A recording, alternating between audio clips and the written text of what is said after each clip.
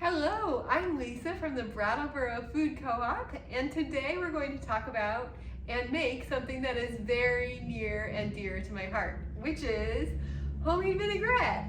So this is something that I eat so much of, and it is so delicious, and it makes your salad taste so great that you just want to eat more and more and more, which is a wonderful thing, right? Because vegetables have so many health-promoting compounds in them that can really support our bodies. So this is a little salad dressing bottle, and it works so perfectly for storing salad dressing. I bring my salad dressing to work every day, and I swear to you, it does not leak in my lunch bag, which is really amazing.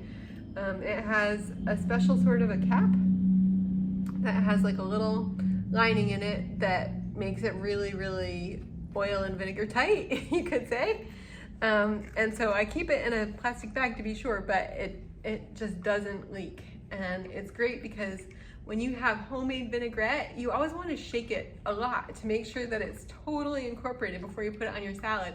So if you're shaking a bottle and it's leaking, that is not fun. So I feel really passionate about my bottle choice. This type of bottle is available for sale in our wellness department for under $5, and these last, until you break them. So I'm going to teach you the recipe so you know it by heart, and you can always make awesome vinaigrette that will fit exactly in this 8-ounce container that does not leak. So clearly, at this point, I just don't care about being cool. That's a wonderful thing. I'm going to teach you a chant that will help you to remember the quantities of the ingredients of your vinaigrette. So here it goes. 1/4 teaspoon, 1/2 teaspoon, tablespoon, 1/3, 2/3. Okay, say it with me. 1/4 teaspoon, 1/2 teaspoon, tablespoon, 1/3, 2/3. Okay, again. 1/4 teaspoon, 1/2 teaspoon, tablespoon, 1/3, 2/3. Okay, so what am I chanting about? We have 5 ingredients in this recipe. It is so basic and so friendly to make, great for kids to prepare. The ingredients are black pepper, salt, some sort of an herb mix or spice mix, vinegar, and oil.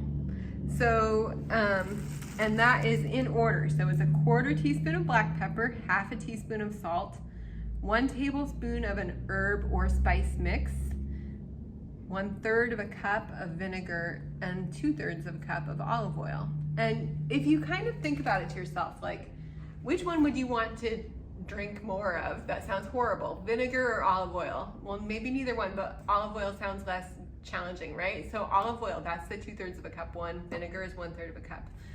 And then the herb mix, that's like super gentle, right? So that's the one that's a tablespoon. You never want salad dressing that isn't salty enough, right? So 1/2 teaspoon of salt and a 1/4 teaspoon of black pepper. So let's make this. So 1/4 teaspoon, 1/2 teaspoon, tablespoon, 1/3, 2/3. Having a funnel on hand makes it a lot easier. So there's a 1/4 teaspoon. Here's our 1/2 teaspoon.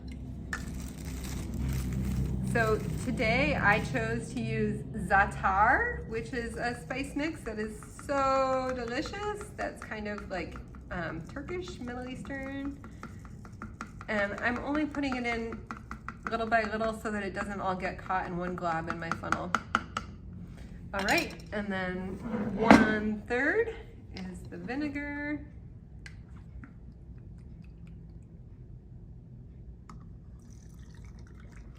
I'm using Bragg apple cider vinegar here,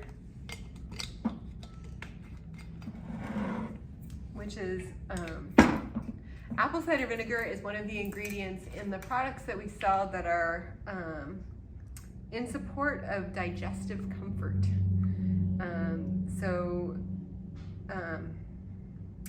Things like heartburn, that is the sort of nature of an issue. And if people come in looking for something that would support comfortable digestion, they might end up going home with a product that contains apple cider vinegar.